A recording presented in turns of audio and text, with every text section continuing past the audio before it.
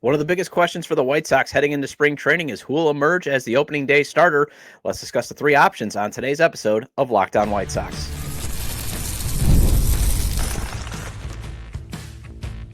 You are Locked On White Sox, your daily Chicago White Sox podcast. Part of the Locked On Podcast Network, your team every day.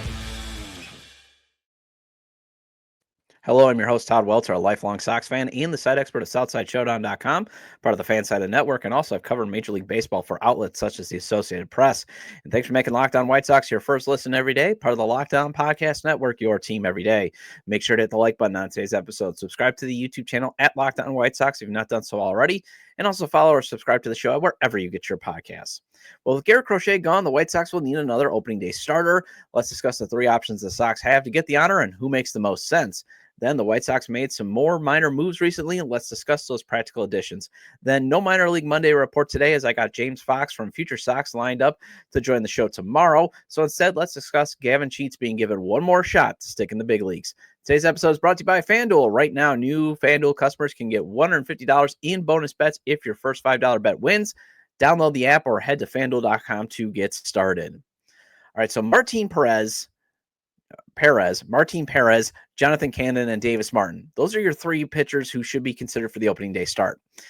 And while this is mostly actually, I always think, a ceremonial honor, Chris Lanuti from Sox in the Basement podcast was on the show 2 weeks ago, and he did point out the one reason it can make a difference is normally the opening day starter does end up dueling with the team's best pitcher. And do you want younger guys like Cannon and Martin putting pressure on themselves to see if they can duel with the best? But one mitigating factor, at least for the White Sox, they do open the season against the Los Angeles Angels. They're not exactly throwing Tariq Skubal out like what Garrett Crochet had to match with last season. And, for example, Fangraphs projects Yusei Kikuchi. Hopefully I got that right. I went to the baseball reference pronunciation. But Yusei Kikuchi as the Angels opening day starter. I mean, he was great for the Astros after going to Houston at the trade deadline, but he's never been actually known as an ace. In fact, if you look at the Angels starting rotation, it's not exactly going to be mowing teams down. So for me, I'm all in for Jonathan Cannon getting the opening day start. However, when I go through these three options, you still hope the Sox do make one veteran free agent pitching addition that could be actually you could consider for the opening day starter mix. In terms of Cannon, yes, he comes with just a 4.49 ERA last season.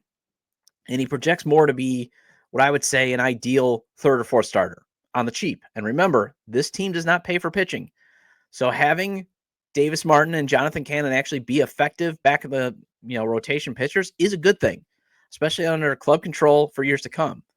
And again, what we saw last season, remember, starting pitching was not the problem after Garrett Crochet even. Jonathan Cannon was solid. Yes, he had his ups and downs, but it was his first major league season, and he is more of a spin guy. He's not exactly going to be lighting up the radar gun. Same with Davis Martin. But, Cannon also has to figure out, too, how to get lefties out. But he did show signs of figuring things out as a whole, as his ERA in September was 3.77 in 5 starts. The Sox did win 4 games that he started that month. Slashlight against him in September was 220, 284, 360. And, he does at least have one big game start, ironically, sort of. Remember, he was on the mound against Oakland and pitched 6 strong innings of run ball to snap the White Sox record-tying 21-game losing streak, AL record-tying. Remember, if he doesn't pitch very well against Oakland, the Sox break the AL record losing streak and could potentially have broken the MLB losing streak. And he did pitch well against Baltimore in September. So he's got, experience, pitching in some big games, dueling against other starters. So that's why, I'm just more on Jonathan Cannon. I don't get me wrong. I don't think he's going to be an ace. I think he's more of a third or fourth starting pitcher in the rotation. But again, I think he's a very good, he has the potential to be a very good third or fourth starting pitcher. Martin Perez obviously has more experience. 1,575 and 2/3 career innings compared to Cannon's 129. His second half production when he got traded to the Padres, because he was terrible for the Pirates last season, but goes to the Padres. And he did make an all-star team in 2021. but he's always been a journeyman. And that's why I still feel like it would just be nice for the Sox to add one more veteran starter, and especially one more veteran starter that you could legit say, hey, that guy might be opening day worthy. And especially then can be flipped at the trade deadline for an asset. Davis Martin, obviously, don't scoff, because he could be another option to be the opening day starter. I remember I had Beef Loaf on the show back in last August, and he said that it's not totally out of the realm of possibility. He did have a 4.32 ERA in 10 starts after coming off Tommy John surgery. Once again, more of a back end starting pitcher, but again, could be a high back end starting rotation pitcher and cheap because again, Sox don't pay pitching. Why do you think they're in this needing to find an opening day starter to begin with? And he's also a testament to Brian Bannister's philosophy of throwing your best pitches a lot and even developing new pitches to throw a lot. He added that kick changeup to his arsenal, and I believe he was getting his fastball up to 95. So he's throwing more of his four-seamer, more of his slider. Did start to add that changeup that was effective in the beginning, but started to tail off at the end of the season, because his final slash line on that changeup was 340, 304, 400.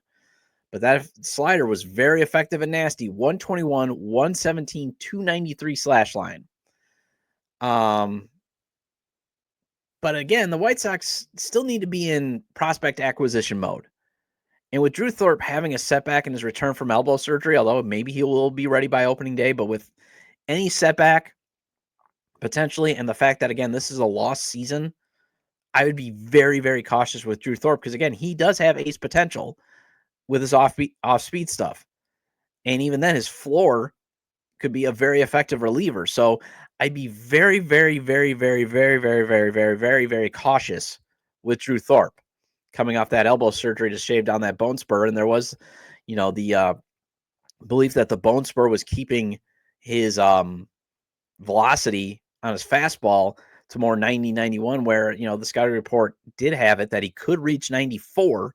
And if he's reaching 94 on his fastball that doesn't have a lot of movement, at least that will help set up his changeup more effectively in case he does make mistakes. And also give him a chance to maybe get some swing and miss stuffs in case he does make a mistake, because we've seen that 90, 91 mile an hour fastball just does not have any movement. So if he leaves that up over the plate, that ball is gone. Now, 94 could still be gone too, but it still gives a better chance of maybe getting a foul, getting it fouled off, or maybe if it just gets a little bit under, on the timing, it could throw things off. So I'm fine with actually adding a veteran starter like Jose Quintana or Andrew Heaney or even Spencer Turnbull. Shout out to Sean Anderson for suggesting that on his CHGO podcast, former host of the show, or even Kyle Gibson. There's still some guys out there that you could sign that obviously on a regular contending team, they're more now end of the rotation, middle of the rotation pitchers, but that's what the White Sox have right now because their future aces are Noah Schultz and Hagen Smith, and they still need to go to AA and maybe even AAA. So it can't hurt to get some effective veteran arms because this is not necessarily getting in the way like Mike Clevenger, Chris Flexen, or Brad Keller were, because all four would still likely have trade value.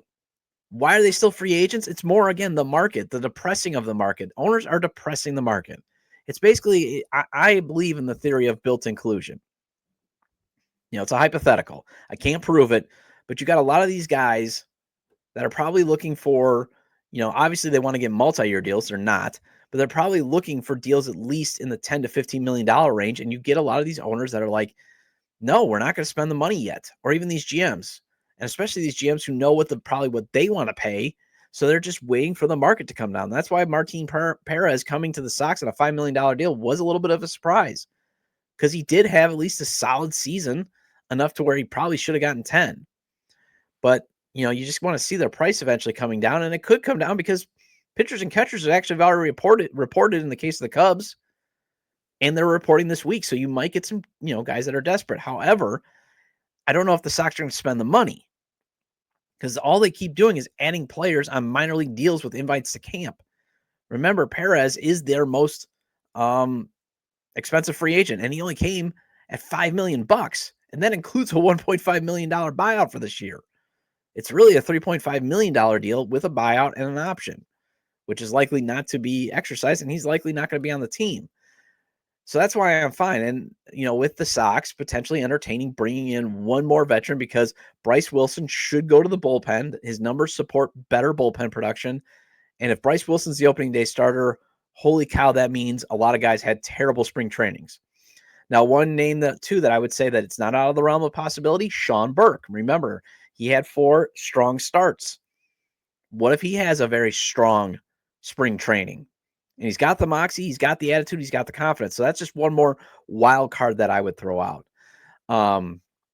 for them. But on the flip side, I can see why the White Sox also just don't want to bring in another veteran starter, because you do want to have innings for Sean Burke and Drew Thorpe too. And again, I wouldn't even be opposed to a 6-man rotation. You could say, whoa, you're getting way out there. But again, if Drew Thorpe's elbow is, still a little tender, maybe you go with the 6-man rotation, or you put at least Thorpe in at the 5th spot, because you won't need a 5th starter until about mid-April.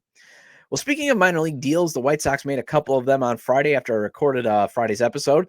So let's run over some of those practical moves. And also, should you and I be concerned Chris Getz keeps DFA'ing players he trades for, or should we give him credit for moving on quickly if it fails? Let's discuss that next on Locked On White Sox.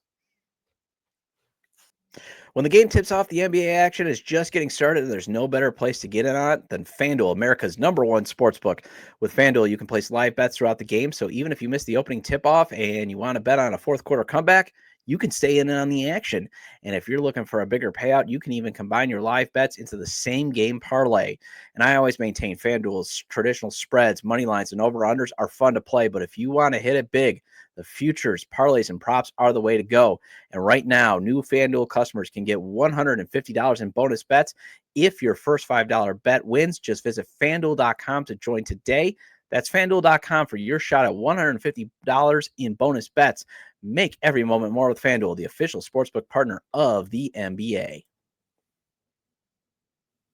Welcome back to Locked On White Sox. I'm your host, Todd Welter. Again, make sure to hit the like button on today's episode and subscribe to the YouTube channel at Locked On White Sox if you've not done so already. And if you can't catch the show on YouTube, Locked On White Sox is available on all major podcast platforms, so make sure to follow or subscribe on places such as Apple or Spotify. Either way, get your 30-minute fix of Chicago White Sox baseball venting with me. So I'm actually on the side that Chris Getz deserves some credit for quickly realizing if he's made a mistake on a trade and just moves on. And why I bring this up is Steven Wilson is no longer on the White Sox 40-man roster. The Sox DFA'd him to make room for left-handed reliever Brandon Eisert, who the team claimed off of waivers on Friday. And Wilson was one of the 4 players Getz got back in the Dylan Cease trade. And, well, things just did not turn out well for Wilson when he came to the South Side. Also, Getz continued his theme of practical, prudent free agent signings when the team announced infielders Brandon Drury and Tristan Gray agreed to minor league deals with an invite to spring training. And I actually like the Drury signing in that it can never hurt to see if you can get a rebound season from a veteran who's had productive seasons at the plate. I also like the Gray signing because at least it adds more competition at shortstop and another short-term bridge option in case Colson Montgomery has to spend a little bit more time in AAA to get ready for the everyday job. But first, let's circle back to Wilson. I was actually at first surprised that the Sox even tendered him a contract, considering I believe it's his last year of club control, and he was just terrible last season. You could have just moved on from him. It's not like you were going to get anything from him besides probably Jerry Reinsdorf's favorite player, cash considerations. And that's probably what the White Sox are looking at now, but you could have gotten out from under him like you did with Gavin Sheets, just non-tendered and moved on because it was his last year of arbitration.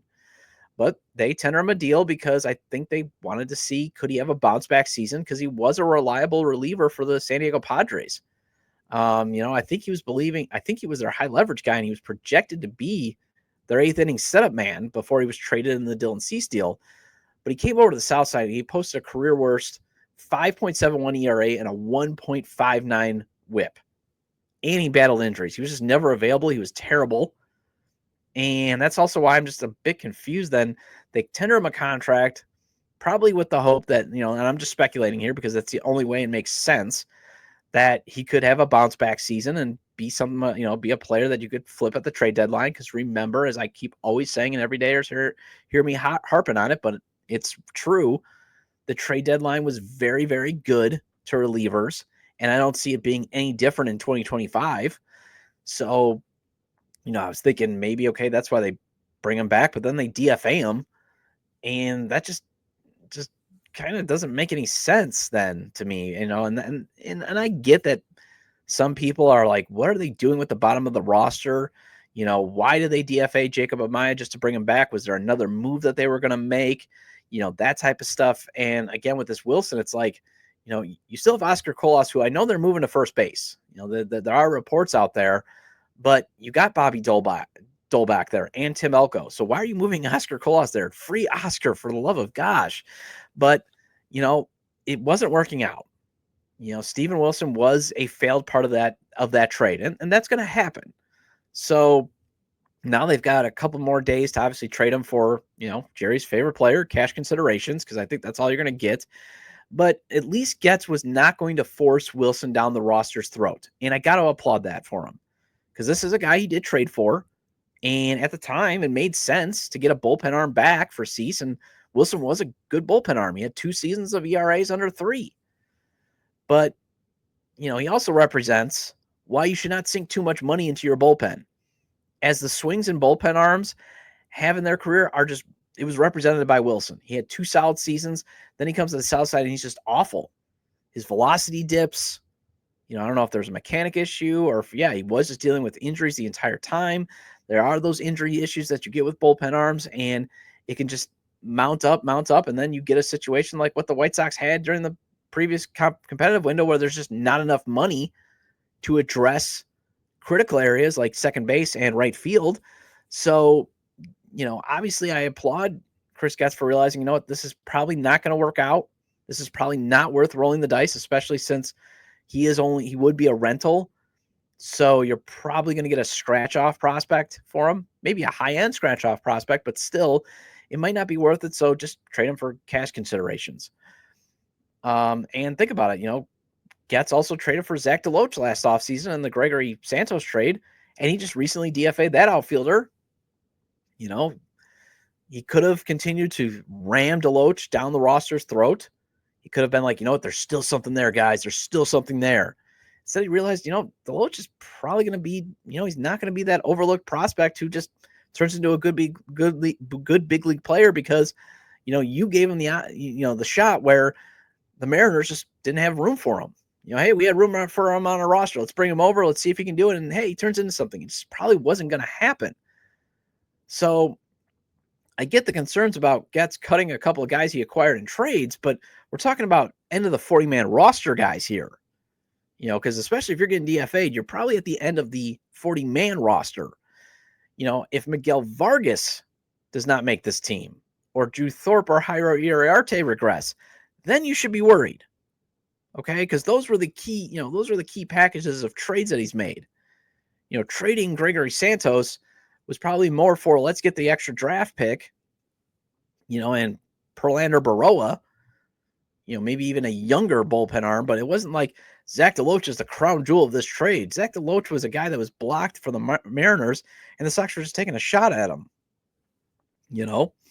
So I'm not totally worried right now. But if you do have Miguel Vargas, who obviously was terrible, and I did do shows there, Vargas Bros and why you shouldn't give up on him, but if he does not make this team out of spring training, then yes, you should be worried about can Chris Getz actually pull off trades long-term. In the short term, it looks great. Hey, you got Drew Thorpe, you got Jairo Iriarte, you got Kyle Teal, you got Braden Montgomery, you got Chase Meindroth, you got some guys, but can they produce? That's always going to be the biggest issue, and right now we don't really have a ton of data. It's not trending well, although Thorpe, looked good in 7 of his 9 starts, and Jairo Iriarte's got potential to be a very, very good reliever. And you got to like the potential that they got in the Colson Montgomery trade. But again, it's still too early to be like, oh man, he just DFA'd 3 guys that he got in trades. And Dominic Fletcher isn't working out either. Very, very early still in the game. If we get more data, then I'll start to panic. And again, I'm still right now kind of in the middle. I'm being forced to trust Chris Getz, and he's done some good things. Obviously, you can't just say, oh, he's terrible. Yes, how he was hired was terrible, but he's at least done the big picture stuff of, hey, we got to get this front office up to date, but we still don't have enough data to be like, hey, this is not going to work out, even though I think we all have that feeling in the pit of our stomachs, but we're being forced to trust him because Jerry's probably not going to fire him.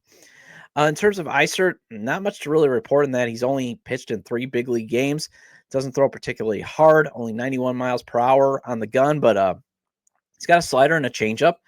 But what he has is minor league options. And with Cam Boozer and Tyler Gilbert, along with Jared Schuster, likely being the veteran left-handers who the Sox will likely deal at the trade deadline, you definitely want Boozer and Gilbert traded because Boozer's 33, So I have this feeling that they brought in ICERT to sit in the minors and then come up with Frazier Ellard after the deadline to be the lefties out of the pen in the front office. If the front office can move, guys like Schuster and Gilbert and Boozer at the deadline, so then you've got 2 younger-ish left-hand relievers that you can bring up at the trade deadline, and then maybe give Frazier Ellard and ICERT a shot and a look for the last 2 months of the season, and then be like, can we use these guys going forward?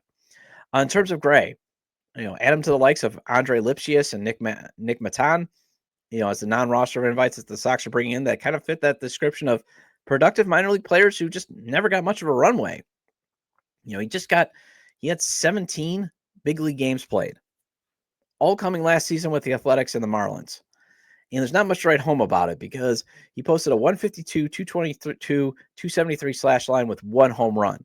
But he does have a 765 OPS in 7 minor league seasons. He also has hit 82 home runs over the past 3 seasons in the minors. He is 28, but he can also play third and second as well.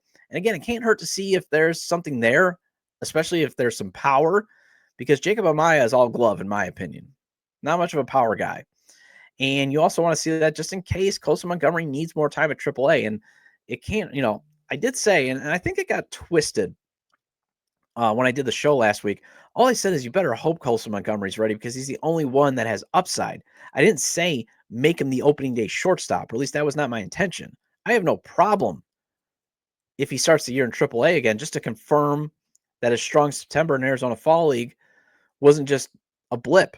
That was the Corey Seager high ceiling guy that we hoped for, and not what we saw, April through August. That was Paul DeYoung floor, where he could barely hit, but he could at least hit some home runs and get on base. But he had a 214 average. So I want to make that clear. So adding Gray to the mix, it's also he's not going to probably get in the way.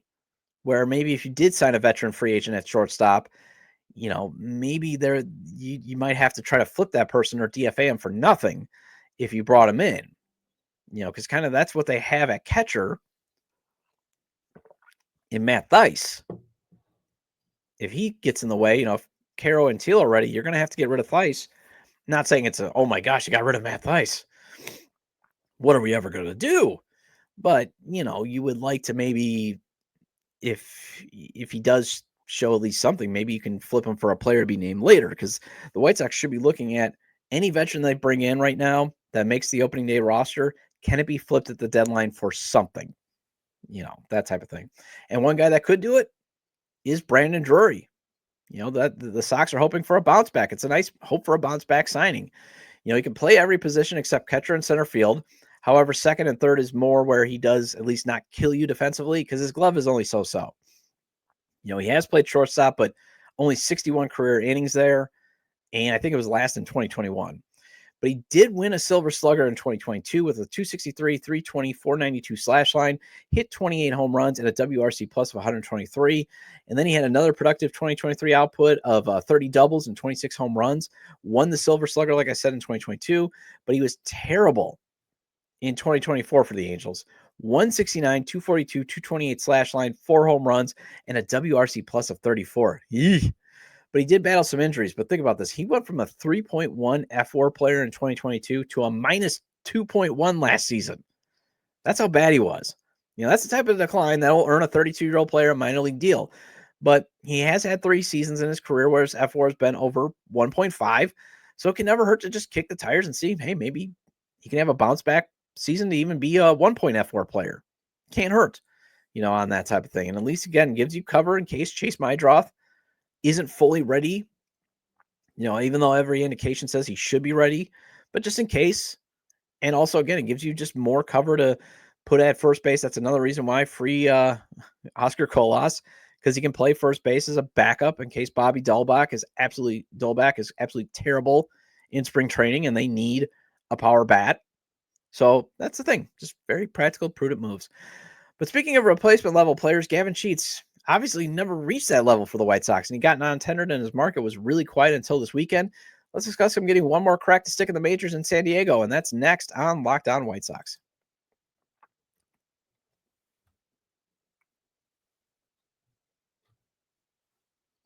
Welcome back to Locked On White Sox. I'm your host, Todd Welter. Again, shout out to all the everydayers. I appreciate your loyalty. Please hit the like button on today's episode and recommend to your fellow Sox fans or baseball fans, friends, and subscribe to the YouTube channel at Locked On White Sox, wherever they get their podcasts, as this show is available on all major podcast platforms. I hope you had a good weekend. Mine was just, relatively low-key. Watched Super Bowl, and man, I realized I am so out of touch and no longer hip and with it when it comes to at least music.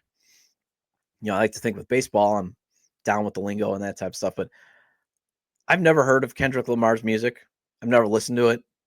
Maybe it's just because I'm the belief that rap was great in the 90s and it hit its nadir, and that's all it's ever going to be is, it was great when you had, Tupac and Biggie and Jay-Z and, Snoop and Dre and even early Eminem and that type of stuff. Like, to me, and Ice Cube, like, those are the stuff that I listen to. And I know there's a portion of this audience that is probably like, why are you talking about rap? Well, I liked hip hop music. Okay. Sorry. We can all like different types of music. And I know some of you guys are in the older range and some of you guys are in my millennial range, and there's some that Gen Z, but I was like watching that Super Bowl halftime show and I was like, I have no idea what he's saying, because I can't understand his lyrics, because I think it was turned down, it wasn't loud enough. I don't know if you could project over a crowd, because there are just some artists that they're basically, and this is not meant to be a knock on them, it's just that they're more recording studio artists. That's what their voice is capable of. And I was like, I have no idea who this guy is. Oh my gosh, I'm old. I have no idea. Haven't heard his stuff. I know about the beef with Drake, and he clearly has won the beef with Drake, but man, I felt old. So maybe that's why I'm just sharing, maybe if you felt the same way, like, who is this guy? And maybe have your kids explain to it. And my daughter still has not reached that age for me to be like, oh, well, he's actually, very good and talented and crushing Drake in this beef, and this is the reason why they have beef, that type of stuff. So anyways, the Gavin Sheets Google search finally netted some mentions of him getting some interest from big league clubs. Everydayers may have heard me go over last week where some former players have, ended up at, and I know I went over that on an episode in the last segment. I want to believe it was Wednesday or Thursday, but it was all quiet for Gavin Sheets. Like, I did a Google search when I was doing my notes and trying to see, is there any interest in Gavin Sheets? And there was none, zero. It was still Gavin Sheets non-tender, that type of stuff. But a report came out that the Baltimore Orioles did look into bringing him back. Wonder if his dad made a call, as his dad is a former Orioles player. Fansided's baseball insider Robert Murray, though, he reported on X, formerly Twitter, that the San Diego Padres have signed Sheets to a minor league deal with an invite to spring training. So he has found a home. Good for him. Always a good guy, but he does represent the Sox inability to develop power hitters recently. I mean, he is a definite classic case of the Sox not being able to develop position players. Because Sheets being a power hitter was always a theory. I mean, he looked the part, 6'5", 230. He looked huge at the plate, hitting 11 home runs in 54 games in 2021, but then just kept hitting under 15 home runs. That became a trend for him. 35 home runs between 2022 and 2024. And he finally gets some runway at DH with Eloy Jimenez being hurt and getting traded then at the trade deadline. So he finally gets some runway last season, and he produces just 10 dingers in 139 games. A former second-round pick, which also shows, again, the Sox failed draft strategy of last decade. Never take a first baseman that high. Never, ever, ever, ever. Just don't. I would just never draft a first baseman. Again, unless they're physical freaks of nature, like Frank Thomas, or they have tremendous genetic bloodlines, like Prince Fielder, or they might have two-way capability like Jack Caglione, even though it's pretty well known Jack Caglione is going to be a hitting first baseman, but he did at least be a decent pitcher. Otherwise, never draft a first baseman unless, like what the White Sox did with their 20th round pick, a high schooler that maybe if you had some money left over, you could steal because who projects to be a better round pick. But otherwise, I would never draft a first baseman. And the Sox kept doing that last decade. But he was also a power hitter in theory, considering his hard hit percentages and barrel percentages were terrible. They were awful. I believe his hard hit percentage was under 10%. It's not a power hitter, folks. But he's still in his late 20s, and the Padres could use some folks to audition at DH, considering Fangraphs projects Tiso Ornelas to debut, and I'm sure I butchered his name, but he's a projection to be their DH. There's also talk of Luis Ariz at least being a DH there on a first baseman. So there is the potential for him to actually make the club because they could use a DH or they could platoon him with Ariz at first base, kind of with a lefty righty, because while Ariz wins batting titles, he hits singles, and that's becoming the way of the dodo. If you want a guy that hits for average bat to ball skills, you would rather have a guy with a high on base percentage, or a guy that plays second base, where Luis Ariz probably should be hitting for power, and he's not much of a power hitter. But I doubt Sheets makes the team as his Zips projects that he's going to have another season where he hits under 240 and hits 12 home runs. So, nice guy, but if he's not good enough to stay on a historically awful team, it's going to be hard for him to make a team that has playoff hopes. Well, that wraps up this edition of Locked On White Sox. Thank you for making Locked On White Sox your first listen today. For your second listen, find Locked On MLB. Baseball guru Sully brings a daily blend of humor and baseball, keeping you updated on every rumor and story throughout the offseason. Find Locked On MLB on YouTube or wherever you listen to your podcast. I'll be back tomorrow with James Fox of Future Sox to go over the realistic timelines of when you and I will see Colson Montgomery and Kyle Teal and Edgar Caro in the big leagues. Feel free to leave comments about today's discussion regarding who should be the opening day starter, the Sox making 3 prudent minor moves, and Gavin Sheets getting one more shot to make a big league club. You can leave them at the episode page on YouTube, X, formerly Twitter, at Todd J. Dub or at Locked On Sox, or you can email me at lockedonwhitesox@gmail.com. Have a great day, and I will see you tomorrow.